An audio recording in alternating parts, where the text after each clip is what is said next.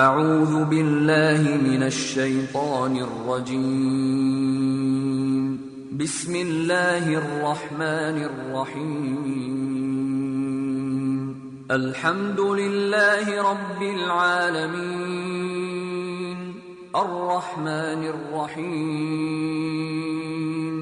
مالک یوم الدین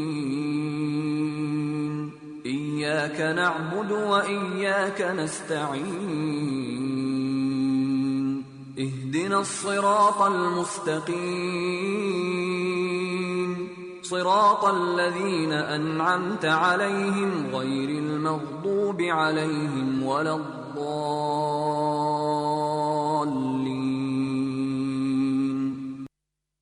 إن هذا القرآن يهدي للتي هي أقوم ويبشر المؤمنين الذين يعملون الصالحات أن لهم أجرا كبيرا. السلام علیکم ورحمۃ اللہ وبرکاتہ. امید ہے کہ آپ سب خیریت سے ہوں گے. الحمدللہ کہ ہم رمضان المبارک کے اس مہینے میں اپنے سیشن کا آج دوسرے دن کا آغاز کر رہے ہیں. ہمارا سیشن ہے ویمن ان قرآن. آج سے انشاءاللہ تعالی ہم قرآن مجید میں بیان کردہ خواتین کے حوالے سے بات شروع کریں گے. تو آئیے شروع کرتے ہیں. نحمدہ ونصلی علی رسولہ الکریم. اما بعد فاعوذ باللہ من الشیطان الرجیم. بسم اللہ الرحمن الرحیم. رب اشرح لی صدری ویسر لی امری واحلل عقدۃ من لسانی یفقہوا قولی رب زدنی علما اللہم فقہنا فی الدین. قرآن مجید میں بہت سی خواتین کا ذکر کیا گیا ہے. آج سے ہم اس سیریز میں سب سے پہلے ان خواتین کا ذکر کریں گے جو انبیاء کی ازواج ہیں. ان میں سے حضرت حوا علیہ السلام جو کہ حضرت آدم علیہ السلام کی زوجہ محترمہ تھیں. اللہ تعالیٰ نے قرآن مجید میں جہاں انبیاء کا ذکر کیا ہے وہیں امت کی خواتین کی رہنمائی کے لیے ان میں سے بعض کی ازواج کا ذکر بھی کیا ہے.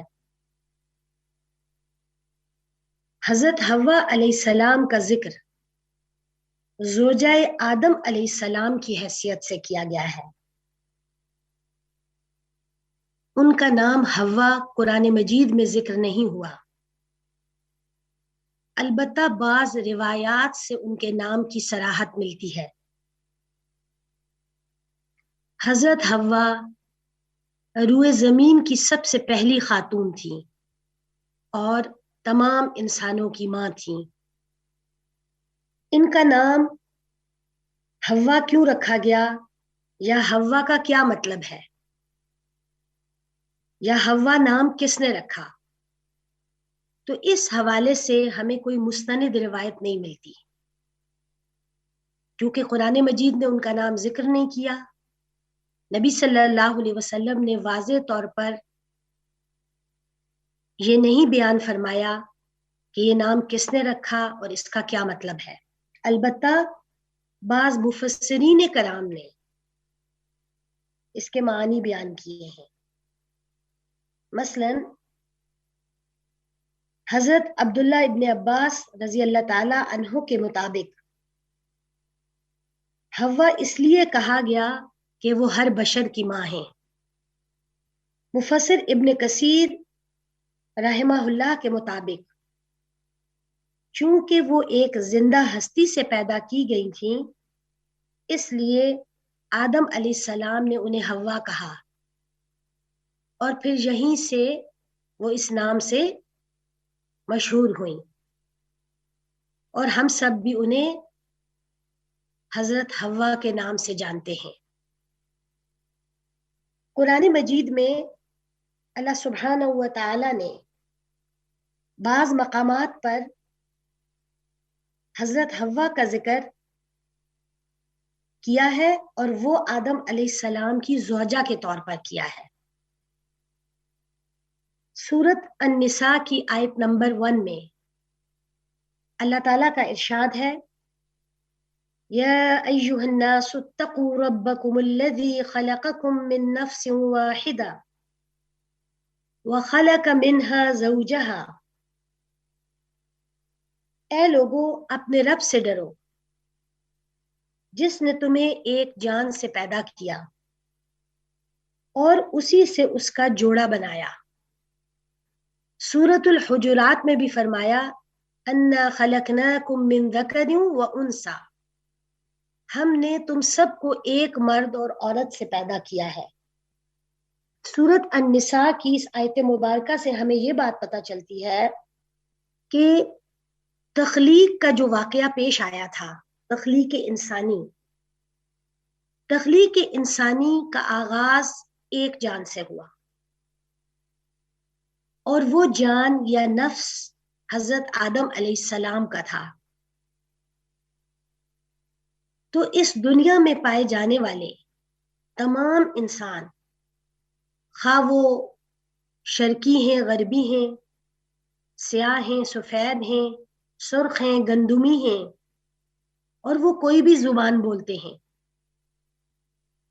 جتنے بھی انسان موجود ہیں ان سب کی ابتدا حضرت آدم علیہ السلام سے ہوئی، اسی لیے انہیں ابو البشر کہا جاتا ہے۔ شاہ ولی اللہ محدث دہلوی رحمہ اللہ کے مطابق آدم علیہ السلام انسان کامل کا مظہر ہیں، یعنی ایک مکمل انسان۔ ان کو انسان اکبر اور امام نوع انسانی بھی کہا جاتا ہے۔ سب سے پہلے انسان حضرت آدم علیہ السلام کی تخلیق کے حوالے سے بعض روایات سے پتہ چلتا ہے کہ اللہ تعالیٰ نے حضرت آدم علیہ السلام کو تمام روئے زمین کی مٹی سے پیدا کیا۔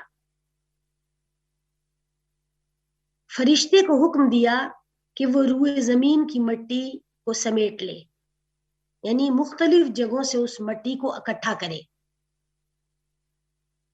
اور اس نے ایسا ہی کیا۔ پھر اس مٹی سے خمیر بنایا گیا، اسے گوندا گیا، اور اس سے آدم علیہ السلام کا مجسمہ تیار ہوا، یعنی ان کی شبیہ تیار ہوئی، ان کا جسم تیار ہوا۔ پھر اس میں اللہ تعالیٰ نے روح پھونک دی۔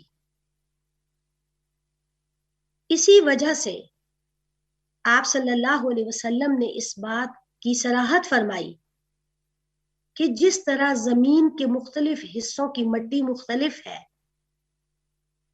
کوئی سخت ہے، کوئی نرم ہے، کوئی سرخ ہے، کوئی سفید ہے، کوئی ریتلی ہے، کوئی چکنی ہے، اسی طرح نسل انسانی کے افراد کے مزاج بھی مختلف ہیں، کوئی نرم مزاج ہے، کوئی سخت مزاج ہے، کوئی طیب مزاج ہے اور کوئی خبیث مزاج رکھتا ہے۔ غرض یہ کہ مٹی کا اثر کسی نہ کسی صورت میں ہر انسان میں ظاہر ہوتا ہے۔ یہ تو آدم علیہ السلام کی تخلیق تھی۔ پھر آدم علیہ السلام جو ایک جان ہے، نفس واحدہ ہیں، وہ ان سے اللہ تعالیٰ فرماتے ہیں وَخَلَقَ مِنْهَا زَوْجَهَا، ان سے اسی کا جوڑا پیدا کیا۔ تو اس سے تو قرآن مجید کی اس آیت سے یہ تو بالکل واضح ہو گیا ہے کہ حضرت حوا علیہ السلام جو تھیں وہ حضرت آدم سے تخلیق پائی تھیں۔ سورۃ الاعراف کی 189 آیت میں بھی اللہ تعالیٰ فرماتے ہیں هُوَ الَّذِي خَلَقَكُم مِّن نَّفْسٍ وَاحِدَةٍ وَجَعَلَ مِنْهَا زَوْجَهَا لِيَسْكُنَ إِلَيْهَا،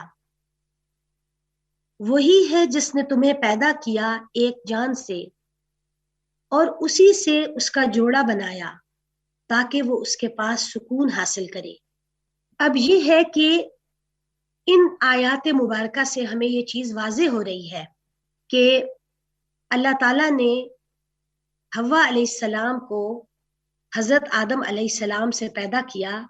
اس پر جمہور مفسرین کی رائے یہ ہے کہ حضرت حوا کی پیدائش حضرت آدم علیہ السلام کی بائیں پسلی سے ہوئی، لیکن اس کی کیفیت کیا تھی، اس کی کیفیت اللہ تعالیٰ ہی جانتے ہیں.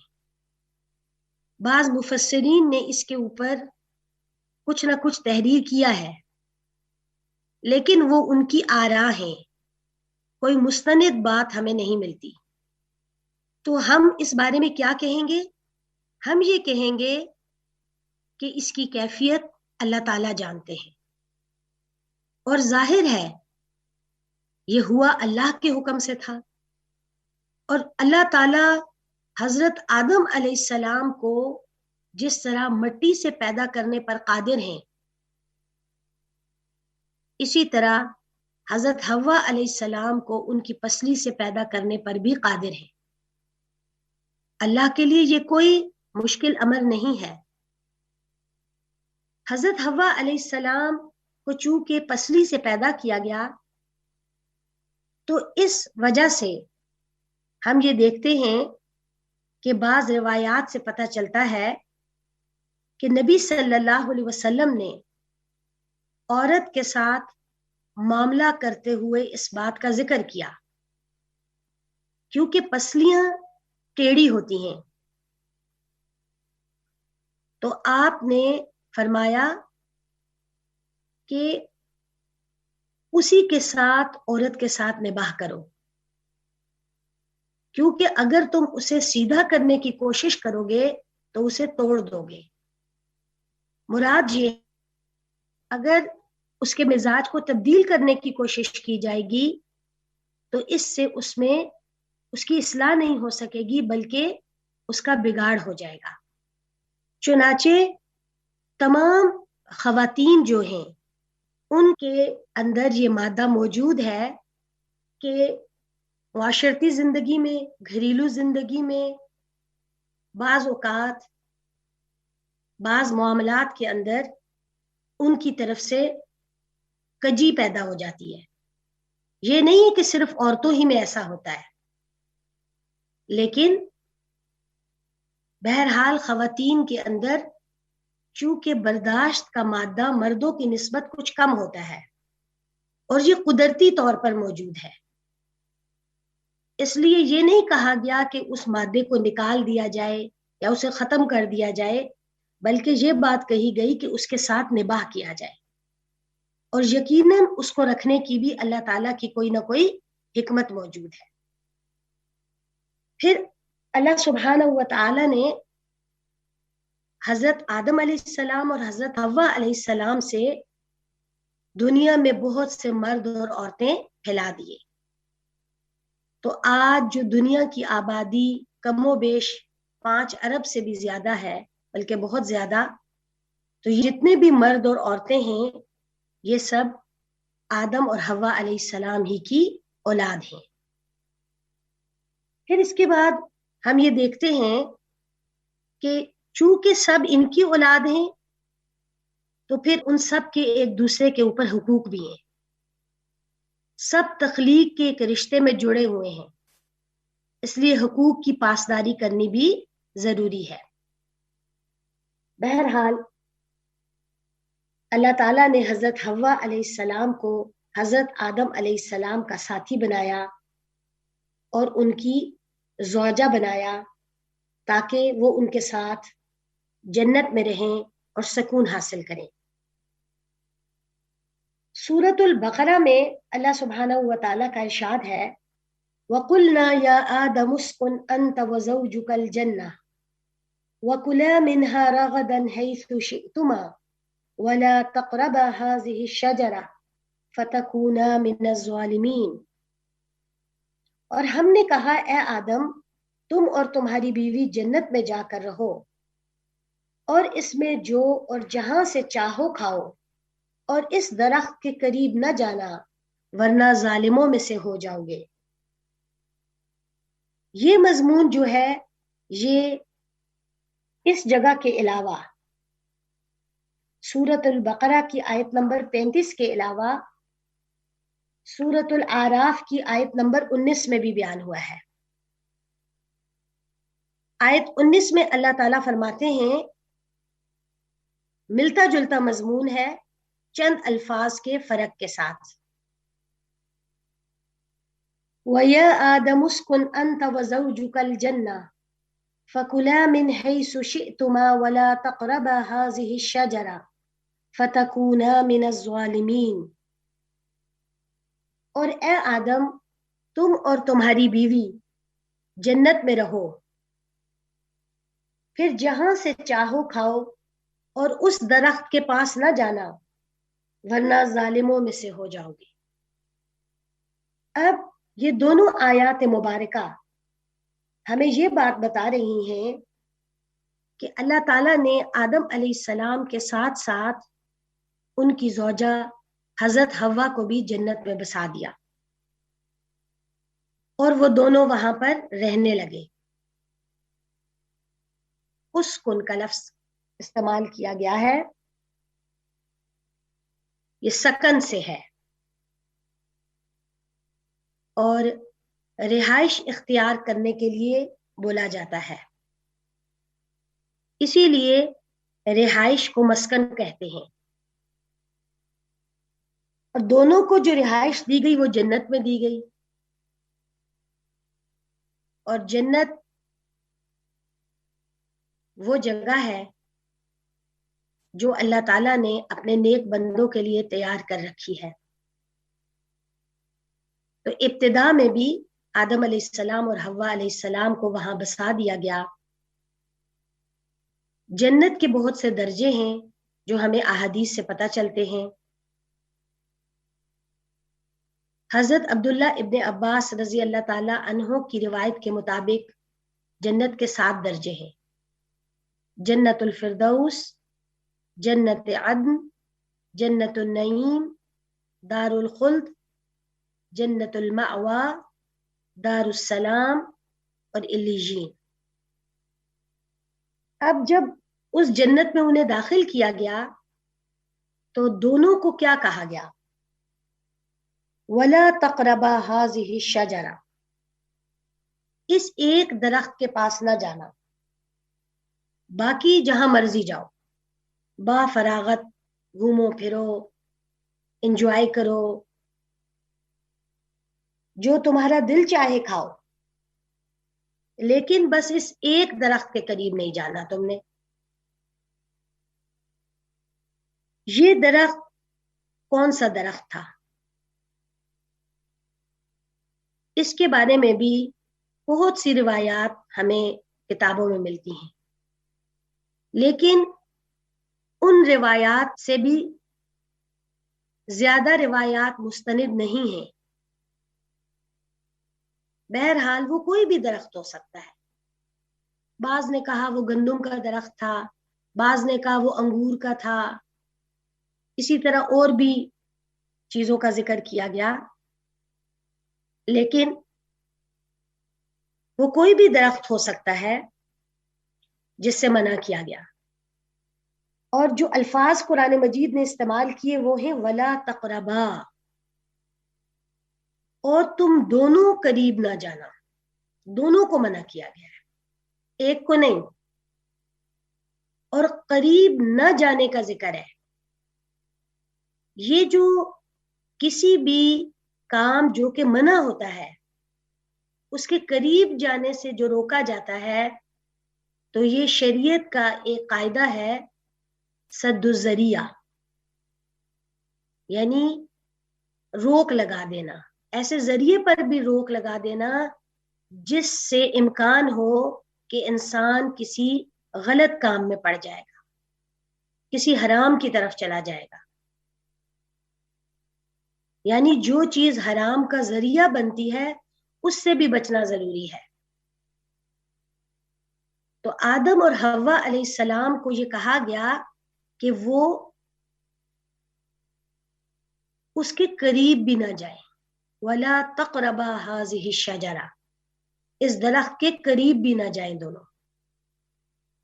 کیونکہ اگر قریب جائیں گے تو ہو سکتا ہے کہ وہ جس بھی چیز کا درخت تھا اس پہ جو بھی پھل لگا ہوا تھا جس کے قریب جانے سے منع کیا گیا، تو ہو سکتا ہے اس کے قریب جائیں اور اس کا اچھا پھل دیکھیں تو ان کو ٹیمپٹیشن ہو اور وہ اس کو کھانے کی طرف ان کا دل مائل ہو جائے اور وہ اسے کھا لیں۔ اسی طرح ہم دیکھتے ہیں کہ قرآن مجید میں اللہ تعالیٰ نے اور بھی کچھ ایسی چیزوں کا ذکر کیا ہے کہ ان کی انٹینسٹی کی وجہ سے، ان کے حرام ہونے کی وجہ سے اہل ایمان کو تعلیم دی ہے کہ وہ اس کے قریب بھی نہ جائیں، جیسے کہ فرمایا وَلَا تَقْرَبُوا الزِّنَا، اور زنا کے قریب نہ جاؤ۔ مراد یہ ہے کہ زنا کی طرف لے جانے والے جو ذرائع ہیں ان سے بھی بچو، تو شبے والی جو چیزیں ہوتی ہیں ان سے بھی بچنا چاہیے۔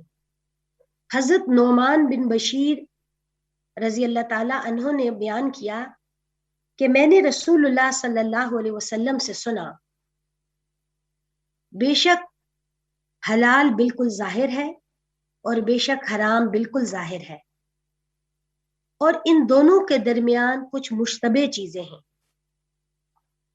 جنہیں بہت سے لوگ نہیں جانتے، تو جو شخص شبہات سے بچے گا وہ اپنے دین اور اپنی عزت کو بچا لے گا، اور جو شبہات میں پڑ جائے گا وہ حرام میں پڑ جائے گا، جیسے کہ وہ چرواہا جو ممنوع چراگاہ میں جانور چراتا ہے تو قریب ہے کہ اس کے اندر وہ چرنے لگیں۔ یاد رکھو ہر بادشاہ کی ایک ممنوع چراگاہ ہوتی ہے، اور اللہ تعالیٰ کی ممنوع چراگاہ اس کی حرام کردہ چیزیں ہیں، یہ صحیح مسلم کی روایت ہے۔ تو آدم علیہ السلام اور حوا علیہ السلام کو اس درخت کا پھل کھانے سے روکا گیا، اس کے قریب جانے سے بھی روکا گیا، تاکہ وہ اللہ کی نافرمانی کے مرتکب نہ ہو۔ اور ساتھ کیا کہا گیا کہ اگر اس کے قریب وہ جاتے ہیں تو کیا ہوگا؟ فَتَكُونَا مِنَ الظَّالِمِينَ، تو تم دونوں ظالموں میں سے ہو جاؤ گے۔ ظالم ظلم کرنے والا، اور ظلم کرنا کیا ہوتا ہے؟ تو ظلم کا جو لغوی معنی ہے وہ ہے کسی چیز کو اس کی مخصوص جگہ سے ہٹا دینا۔ تو علماء نے ظالم بننے کی 3 اقسام بیان کی کہ انسان 3 طرح سے ظالم ہوتا ہے۔ نمبر 1، وہ ظلم جو انسان اللہ تعالیٰ کے ساتھ کرتا ہے، مراد ہے اللہ تعالیٰ کے کسی واضح حکم کی صریح نافرمانی کر کے، اور اس کی سب سے بڑی قسم کفر، شرک اور نفاق ہے۔ اسی لیے قرآن مجید نے شرک کو ظلم عظیم قرار دیا ہے۔ دوسری قسم کا ظلم وہ ہوتا ہے جو انسان دوسرے انسانوں پر کرتا ہے، جیسے کسی کے ساتھ زیادتی کر لی، اور ظلم کی جتنی بھی اقسام ہیں وہ اس میں شامل ہیں۔ کسی کا حق مار لیا، کسی کو قتل کر دیا، کسی کا مال لوٹ لیا، کسی کی عزت پر حملہ کر دیا، وغیرہ وغیرہ۔ تو ایسا جو ظلم ہوتا ہے اس کے بارے میں بھی قرآن مجید میں اللہ تعالیٰ فرماتے ہیں وَجَزَاءُ سَيِّئَةٍ سَيِّئَةٌ مِثْلُهَا فَمَنْ عَفَا وَأَصْلَحَ فَأَجْرُهُ عَلَى اللَّهِ إِنَّهُ لَا يُحِبُّ الظَّالِمِينَ، اور برائی کا بدلہ اسی طرح کی برائی ہے، مگر جو درگزر کرے اور معاملے کو ٹھیک کر لے، اس کی اصلاح کر لے، تو اس کا اجر اللہ کے ذمہ ہے، اور بے شک وہ ظلم کرنے والوں سے محبت نہیں رکھتا۔ تو یہاں دوسرا ظلم مراد ہے۔ تیسری قسم کا ظلم وہ ہے جو ایک انسان خود اپنی ذات پر کرتا ہے، اور یہ بھی دراصل وہ اپنے ساتھ جو ظلم کرتا ہے یہ کیوں کرتا ہے؟ اللہ کی نافرمانی کر کے کرتا ہے۔ اسی لیے سورہ فاطر کی آیت 32 میں فرمایا فَمِنْهُمْ ظَالِمٌ لِنَفْسِهِ، کہ ان میں سے کچھ ایسے لوگ ہیں جو اپنے نفس پر ظلم کرتے ہیں۔ تو اللہ سبحانہ و تعالی نے حضرت آدم اور حضرت حوا علیہ السلام دونوں کو یہ بات کہی کہ اس درخت کے قریب نہ جانا ورنہ تم دونوں ظالموں میں سے ہو جاؤ گے، یعنی تم اللہ تعالیٰ کی نافرمانی کرو گے، اللہ کی اطاعت کو چھوڑ دو گے تو تمہارا شمار اطاعت گزاروں میں نہیں ہوگا بلکہ ظلم کرنے والوں میں ہو جائے گا۔ لیکن اب کیا ہوا کہ وہ دونوں اللہ کی اطاعت کرتے ہوئے جنت میں رہنے لگے، لیکن وہاں ان کا ازلی دشمن شیطان موجود تھا، اور اس نے چونکہ نیت کی ہوئی تھی اور ارادہ کیا ہوا تھا کہ وہ انسان کو ہمیشہ بہکائے گا، اور اس نے یہ چیلنج بھی اللہ تعالیٰ کو دیا تھا کہ وہ آدم اور اس کی اولاد کے راستوں پر بیٹھے گا اور ان کو بہکاتا رہے گا، ان کو مجبور کرے گا کہ وہ اللہ کی نافرمانی کے کام کریں۔ تو اس نے وہیں سے آغاز کر لیا، جنت ہی سے اس نے آغاز کر دیا۔ سورۃ طٰہٰ کی آیت نمبر 117 میں اللہ تعالیٰ کا ارشاد ہے فَقُلْنَا يَا آدَمْ إِنَّ هَذَا عَدُوٌّ لَكَ وَلِزَوْجِكَ فَلَا يُخْرِجَنَّكُمَا مِنَ الْجَنَّةِ فَتَشْقَىٰ۔ پھر ہم نے کہا اے آدم بے شک یہ تمہارا اور تمہاری بیوی کا دشمن ہے، تو تم دونوں کو جنت سے نہ نکلوا دے کہ پھر تم مشقت میں پڑ جاؤ۔ یعنی آدم علیہ السلام اور ان کی بیوی کو جب درخت کا پھل کھانے اس کے قریب بھی جانے سے روکا تو ساتھ ہی یہ خبردار بھی کیا گیا کہ یہ نہ ہو کہ شیطان جو تم دونوں کا دشمن ہے، ایک کا نہیں، مرد کا بھی دشمن ہے، عدو لک ولزوجک، اور تمہاری بیوی کا بھی، تو یہ نہ ہو کہ وہ کوئی چال چلے اور تم دونوں کو جنت سے نکلوا دے۔ اب یہ تنبیہ بھی موجود تھی، جیسا کہ ہم سب انسانوں کے لیے ہم دیکھتے ہیں کہ اللہ تعالیٰ نے بہت سی تنبیہات قرآن مجید اور احادیث میں ہمارے لیے نازل کی ہیں، ہمیں بتائی ہیں، ہمارے لیے بھیجی ہیں، ہمیں ان کی تعلیم دی ہے، لیکن ہم کیا کرتے ہیں؟ اسی طرح شیطان کے بہکاوے میں آ کر شیطان کی بات مان لیتے ہیں۔ تو اللہ تعالیٰ نے چونکہ ایک حد متعین کی تھی آدم علیہ السلام اور حوا علیہ السلام کے لیے، اور شاید یہ اسی لیے کی تھی کہ بعد میں جب زمین پہ انسان کو اتارا جائے گا تو اس کے لیے حلال اور حرام کی کچھ قیود ہوں گی، حدود ہوں گی،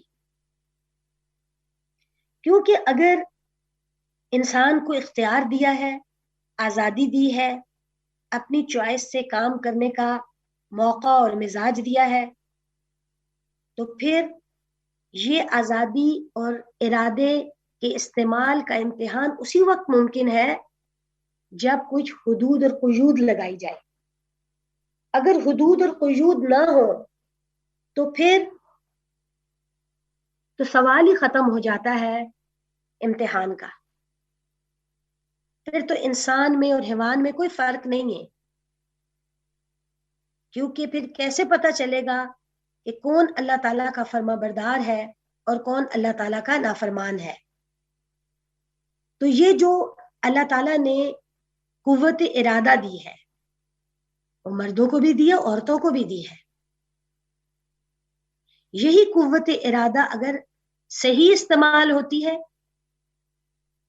اور انسان خیر کی طرف جاتا ہے اور اچھے کاموں کو چوائس کرتا ہے اور ان کو کرنے کی طرف توجہ کرتا ہے، تو اس سے اس میں اور حیوان میں فرق پیدا ہو جاتا ہے. تو یہ جو شجر ممنوعہ کی کہانی ہے، وہ درخت جس کے قریب جانے سے روکا گیا، تو اس کو چکھنے کے لیے اور اس کو کھانے کے لیے اور اس کے قریب جانے کے لیے شیطان نے اپنا بھرپور کردار ادا کیا. اور وہ کردار کیا تھا؟ سورۃ البقرہ کی آیت نمبر 36 میں اللہ تعالیٰ فرماتے ہیں فَأَزَلَّهُمَا الشَّيْطَانُ عَنْهَا فَأَخْرَجَهُمَا مِمَّا كَانَا فِيهِ. شیطان نے ان دونوں کو بہکایا، ازلہما، ان دونوں کو بہکایا، اور جس میں وہ تھے یعنی جس جنت میں، اس سے ان دونوں کو نکلوا دیا. یہی بات اللہ تعالیٰ نے سورۃ الاعراف کی آیت نمبر 21 میں مزید تھوڑی سی وضاحت کے ساتھ کی ہے. وہاں فرمایا فَوَسْوَسَ لَهُمُ الشَّيْطَانُ، پھر شیطان نے ان دونوں کو وسوسہ ڈالا، دونوں، لہما، لِيُبْدِيَ لَهُمَا مَا وُرِيَ عَنْهُمَا مِنْ سَوْآتِهِمَا،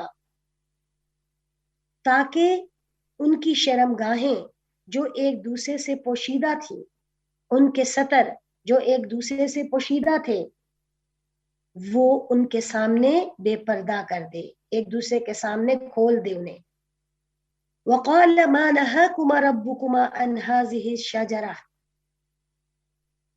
إِلَّا أَن تَكُونَا مَلَكَيْنِ أَوْ تَكُونَا مِنَ الْخَالِدِينَ. کہنے لگا کہ تمہارے رب نے تم دونوں کو اس درخت سے اور کسی سبب سے منع نہیں فرمایا مگر صرف اس وجہ سے کہ تم دونوں کہیں فرشتے بن جاؤ یا کہیں ہمیشہ زندہ رہنے والوں میں سے ہو جاؤ. وَقَاسَمَهُمَا، اور ان دونوں کے سامنے قسمیں کھائیں، اِنِّي لَكُمَا لَمِنَ النَّاصِحِينَ، بے شک میں تم دونوں کا خیر خواہ ہوں. اب یہ آیات مبارکہ جو ہیں یہ اتنی کلیئر اور واضح ہیں کہ وہ بتا رہی ہیں کہ شیطان نے ان دونوں کو پھسلایا، ازلہما فوسوسا، ان کو ترغیب دینے لگا.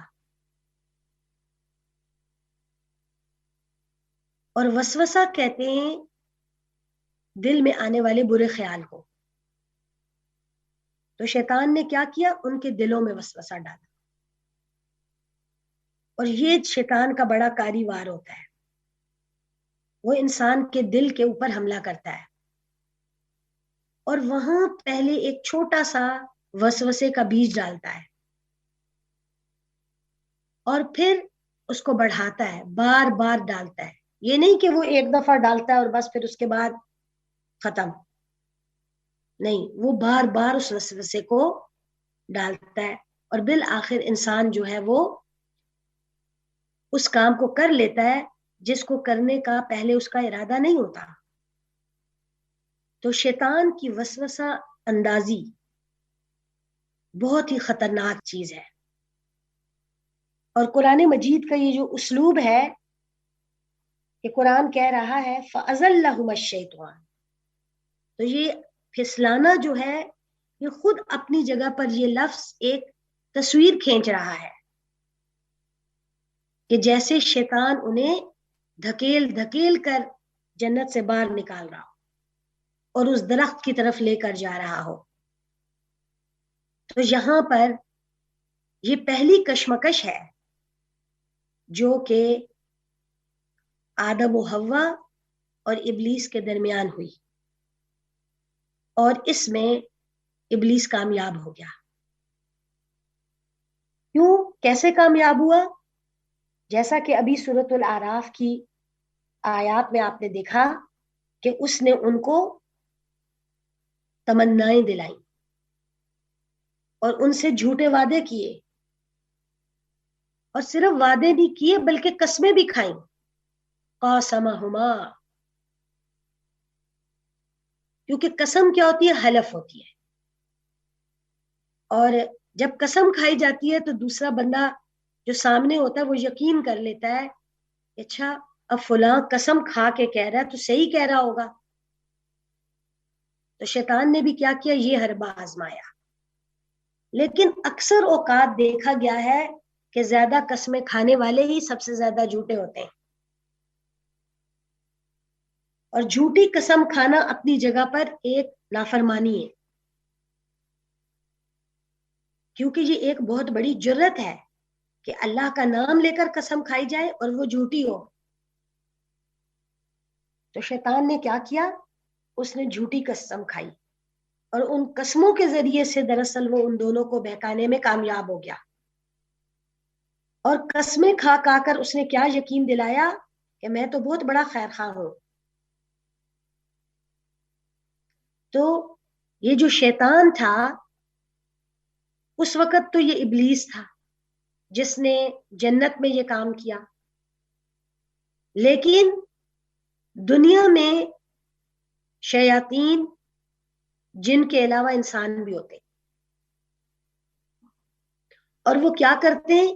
وہ بھی اسی طرح ناصح بن کر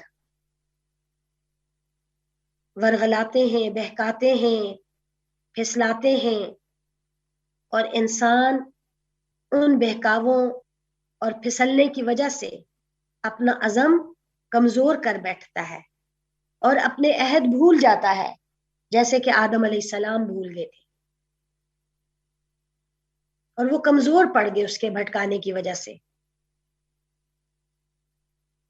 اور انہوں نے اس کے بہکاوے میں آ کر وہ درخت کے قریب چلے گئے. تو دنیا میں بھی انسانوں کے سامنے ایسے ہی شیاطین انس اور شیاطین جن جو ہیں وہ بہت سی غلط چیزوں کو، بہت سی حرام چیزوں کو ملمع کر کے خوبصورت بنا کر پیش کرتے ہیں، اور انسان ان سب چیزوں کو اختیار کر لیتا ہے.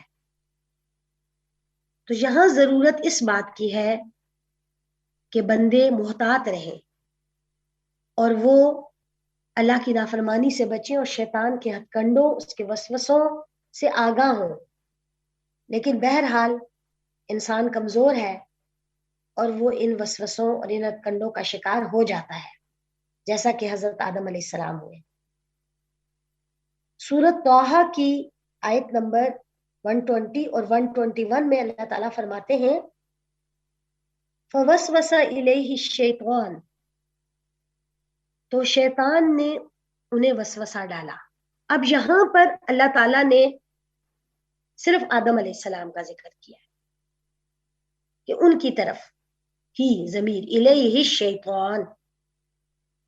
قال، کہا، یا آدم هل ادلک علی شجرۃ الخلد وملک لا یبلی، کہنے لگا کہ میں تمہیں دائمی زندگی اور ہمیشہ رہنے والی بادشاہت کے بارے میں نہ بتاؤں؟ وہ بادشاہت جو کبھی پرانی نہیں ہوگی. یعنی یہ جو درخت ہے اگر تم اس کا پھل کھا لو گے تو تمہیں ہمیشہ کی زندگی مل جائے گی.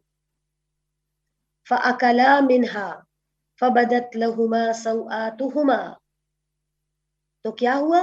ان دونوں نے اس درخت سے کچھ کھا لیا. پہلے ذکر صرف آدم علیہ السلام کا ہے کہ انہیں وسوسہ ڈالا، لیکن آگے آدم علیہ السلام اور حوا علیہ السلام دونوں کا ذکر ہے کہ ان دونوں نے اس درخت سے کچھ کھا لیا. فَبَدَتْ لَهُمَا سَوْآتُهُمَا، تو ان کے ستر کھل گئے. وَطَفِقَا يَخْصِفَانِ عَلَيْهِمَا مِنْ وَرَقِ الْجَنَّةِ، اور وہ دونوں جنت کے پتوں سے اپنے آپ کو ڈھانپنے لگے، کور کرنے لگے، اپنے جسم پر وہ پتے لگانے لگے. وَعَصَىٰ آدَمُ رَبَّهُ فَغَوَىٰ، تو آدم نے اپنے رب کی نافرمانی کی تو وہ راہ بھول گیا، بہک گیا۔ تو یہاں پر یہ جو آیات ہے سورۃ الاعراف کی، اس سے مزید وضاحت ہو رہی ہے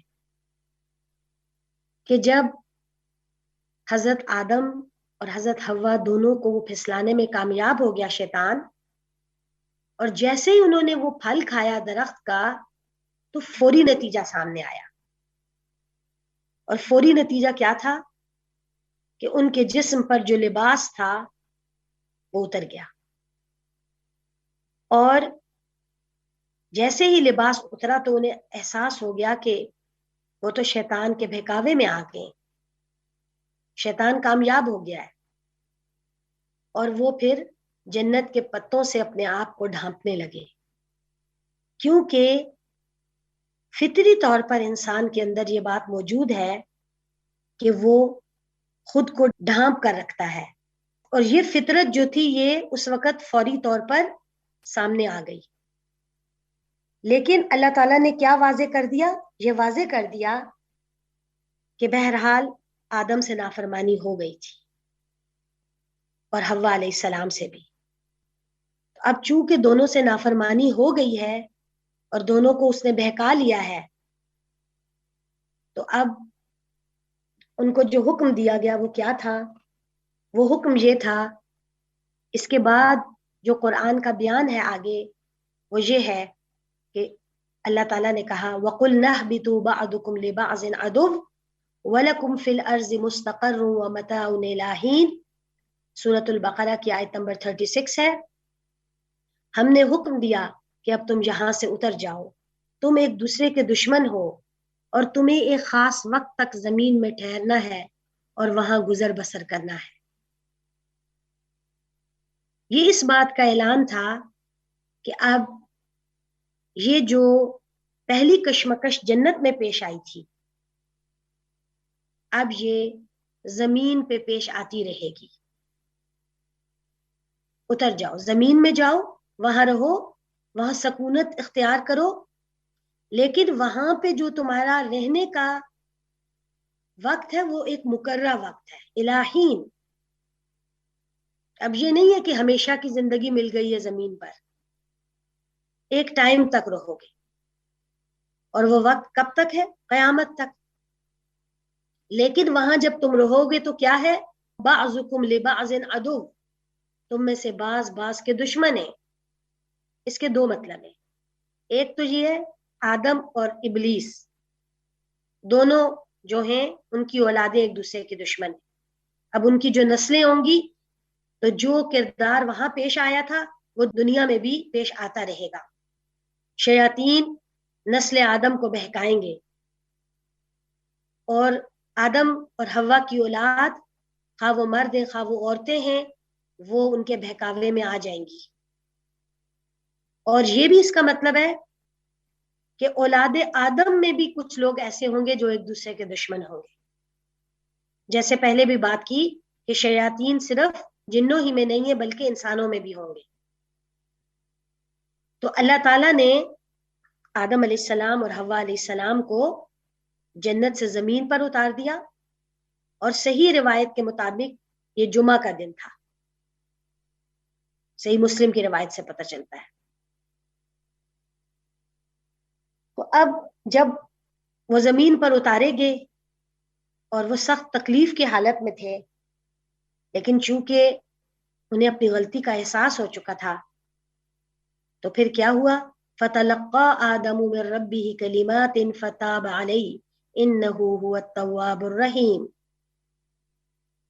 آدم علیہ السلام نے اپنے رب سے کچھ کلمات سیکھ لیے تو وہ اس پر مہربان ہو گیا۔ اب یہ کلمات یعنی خود اللہ تعالیٰ نے سکھائے آدم علیہ السلام کو، اور ان کلمات کا بھی قرآن مجید میں دوسری جگہ پر ذکر ہے، اور وہ کیا ہے؟ ربنا ظلمنا انفسنا وان لم تغفر لنا وترحمنا لنکونن من الخاسرین۔ تو جب انہوں نے ان کلمات کے ساتھ ندامت کا اظہار کیا، اپنے گناہ کا احساس ان کو ہو گیا، انہیں پتہ چل گیا کہ انہوں نے اپنے اوپر ظلم کر لیا ہے، وہ ظالمین میں سے ہو گئے ہیں، لیکن اللہ کی طرف رجوع کرنے، اللہ کے سامنے توبہ کرنے سے اللہ تعالیٰ نے انہیں معاف کر دیا، کیونکہ وہ التواب الرحیم ہے۔ تو توبہ کے حوالے سے بھی یہ بات بہت واضح طور پر سمجھ لینے کی ضرورت ہے کہ اللہ تعالیٰ غفور الرحیم ہے، بہت توبہ قبول کرنے والے ہیں، بہت رحم فرمانے والے ہیں، لیکن صرف اس کے لیے جو اللہ کی طرف توبہ کرتا ہے۔ پورے قرآن مجید میں کہیں پر بھی اس بات کا ذکر نہیں ہے کہ جو شخص گناہ کرے اور گناہ ہی پر اڑا رہے اور توبہ کی طرف مائل نہ ہو اور رجوع اللہ نہ کرے تو پھر بھی اللہ تعالیٰ اس کے لیے غفور الرحیم، کہیں ایسا ذکر نہیں۔ ہر جگہ پر اللہ کا غفور الرحیم ہونا، اللہ تعالیٰ کا التواب ہونا اس چیز کے ساتھ مشروط ہے کہ بندہ اللہ کی طرف پلٹے، واپس لوٹے، اس سے جو بھی زیادتی اور جو بھی غلطی ہوئی ہے وہ اس کے اوپر نادم ہو۔ حضرت آدم علیہ السلام کی اولاد ہونے کے ناطے وہ اس بات کو مان لے کہ اسے شیطان نے بہکا دیا، وہ شیطان کے بہکاوے میں آ گیا، تو اللہ تعالیٰ نے بہرحال ان کی توبہ قبول کی، لیکن جنت سے بہرحال وہ نکل چکے تھے اور دنیا میں آ چکے تھے۔ تو اب دنیا میں انسان کا امتحان ہے، یہی امتحان کہ جو حدود اور قیود کے ساتھ اللہ تعالیٰ نے اسے دنیا میں بھیجا ہے اور اپنے انبیاء کے ذریعے اور اپنی کتابوں کے ذریعے سے وقتاً فوقتاً ان کے بارے میں یاد دہانی بھی کروائی ہے، تو انسان کیا ان سب چیزوں کو یاد رکھتے ہیں یا بھولے ہوئے ہیں؟ اگر انسان یاد رکھیں گے تو یہ ان کے لیے بھلائی ہوگی، اور اگر وہ بھول جائیں گے تو یہ ان کے اپنے لیے نقصان دہ ہوگا اور وہ دوبارہ آخرت میں جنت کے حقدار نہیں بن سکیں گے۔ اب یہ جتنا بھی قرآن مجید کا بیان ہے جس میں حضرت آدم علیہ السلام کے ساتھ ان کی زوجہ حضرت حوا کا ذکر بھی ساتھ ساتھ کیا گیا، تو اس کے حوالے سے ہم یہ دیکھتے ہیں کہ اس میں ہمارے لیے جو اسباق ہیں وہ کیا ہیں۔ سب سے پہلی بات تو یہ ہے کہ یہ آیات ہمیں یہ واضح کرتی ہیں کہ ایک جو عام مسکنسیپشن ہے معاشرے کے اندر اور لوگوں کے اندر کہ حضرت آدم علیہ السلام کو حضرت حوا نے بہکایا تھا، یہ درست نہیں ہے۔ یہ مسکنسیپشن دراصل عیسائیت سے آئی ہے، کرسچینٹی سے، کیونکہ کرسچینٹی میں جو ایول کا تصور ہے، ایول ورڈ ایول وہ ایو سے لیا گیا ہے، اور ان کے ہاں یہ خیال تھا کہ حضرت حوا جو تھیں انہوں نے آدم علیہ السلام کو بہکایا تھا، انہوں نے آدم علیہ السلام کو مجبور کیا تھا کہ وہ اس درخت کا پھل کھائیں، تو وہ ان کے نزدیک عورت مکمل شر تھی۔ آج جو لوگ خواتین کی آزادی کی بہت بات کرتے ہیں وہ شاید بھول چکے ہیں کہ ان کے ہاں خواتین کے حوالے سے کس قسم کی تعلیمات موجود رہی ہیں۔ انہوں نے تو خواتین سے وہ حق بھی چھین لیے جو ان کے رب نے انہیں عطا کیے تھے۔ اس کے برعکس قرآن مجید میں بہت واضح طور پر یہ بات بتا دی کہ دونوں کو شیطان نے بہکایا تھا۔ اہل علم نے لکھا ہے کہ عام طور پر یہ جو مشہور ہو گیا ہے کہ شیطان نے پہلے حضرت حوا کو دام فریب میں گرفتار کیا اور پھر انہیں حضرت آدم کو پھانسنے کے لیے آلہ کار بنایا، تو قرآن اس کی تردید کرتا ہے۔ اس کا بیان یہ ہے کہ شیطان نے دونوں کو دھوکہ دیا اور دونوں اس سے دھوکہ کھا گئے۔ بظاہر تو یہ ایک چھوٹی سی بات معلوم ہوتی ہے، مگر جن لوگوں کو معلوم ہے کہ حضرت حوا کے متعلق اس بات نے دنیا میں عورت کے اخلاقی، قانونی اور معاشرتی مرتبے کو گرانے میں کتنا زبردست حصہ لیا ہے، وہی قرآن کے اس بیان کی قدر و قیمت کو جانتے ہیں۔ تو سب سے امپورٹنٹ چیز جو ہم سیکھ رہے ہیں وہ یہ ہے کہ انسان خواہ مرد ہو یا عورت وہ غلطی کر سکتا ہے، بار بار کی یاد دہانی کے باوجود بھی اس سے خطا ہو سکتی ہے۔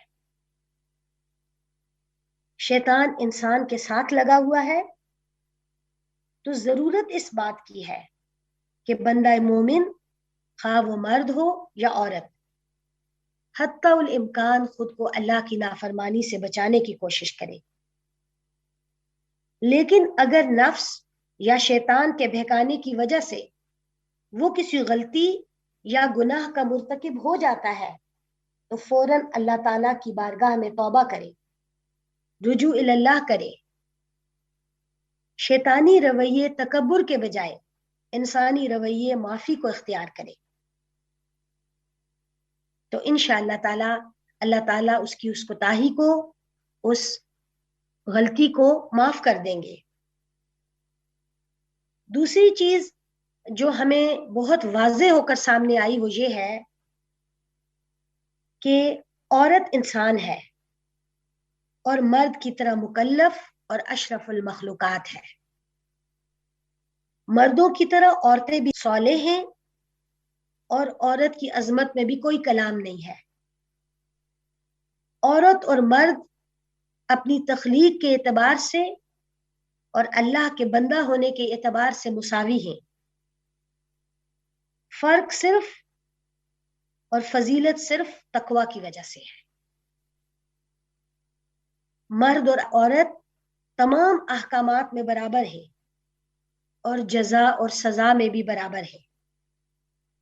اسی طرح اعزاز و اکرام یا اہانت و تذلیل میں بھی مساوات ہے، یعنی شریعت نے ان میں کہیں کوئی فرق نہیں رکھا۔ تو چاہے وہ آدم ہوں یا حوا ہوں، چاہے وہ دونوں کی اولاد میں سے مرد ہوں یا عورتیں ہوں، جو بھی اللہ کے فرما بردار ہو کر زندگی گزاریں گے، تقوی کی روش پر چلیں گے، تو وہ اللہ کے ہاں باعث اجر ہوگا، اور جو بھی ان میں سے غلط روش پر چلے گا وہ سزا کا مستحق ہوگا، جیسا کہ سورۃ النساء کی آیت نمبر 124 میں واضح طور پر اللہ تعالیٰ نے فرما دیا، وَمَن يَعْمَلْ مِنَ الصَّالِحَاتِ مِن ذَكَرٍ أَوْ أُنثَىٰ وَهُوَ مُؤْمِنٌ فَأُولَٰئِكَ يَدْخُلُونَ الْجَنَّةَ وَلَا يُظْلَمُونَ نَقِيرًا۔ اور جو نیک اعمال کرے گا، خواہ وہ مرد ہو یا عورت، اور وہ مومن ہو، تو یہی لوگ جنت میں داخل ہوں گے اور وہ ذرہ برابر ظلم نہیں کیے جائیں گے۔ تو اللہ تعالیٰ سے دعا ہے کہ اللہ تعالیٰ ہمیں صحیح معنوں میں اور خاص طور پر خواتین ہونے کی حیثیت میں اپنے کردار کو پہچاننے کی توفیق عطا فرمائے، شیطان کے وسوسوں، اس کے ہتھ کنڈوں، اس کی شرارتوں کو سمجھنے کی توفیق عطا فرمائے۔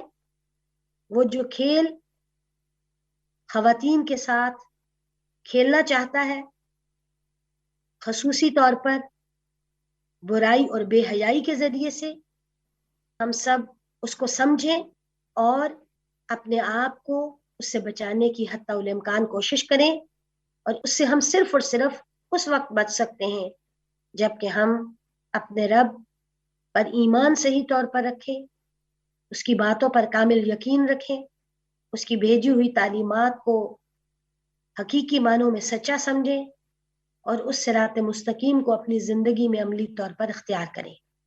وآخر دعوانا ان الحمد للہ رب العالمین۔ جزاکم اللہ خیرا کثیرا۔ سبحانک اللہم وبحمدک اشہد ان لا الہ